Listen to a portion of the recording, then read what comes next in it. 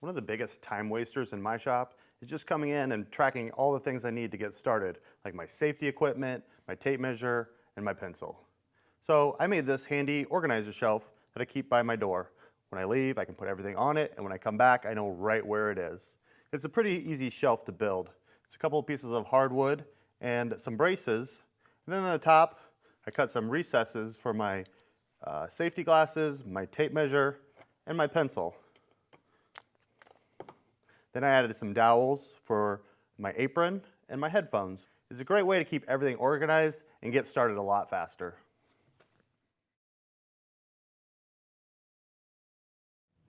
Hey guys, thanks for watching. If you like this tip and you want to see more from Woodsmith, make sure to subscribe to our YouTube channel. We'll be uploading woodworking videos and tips weekly.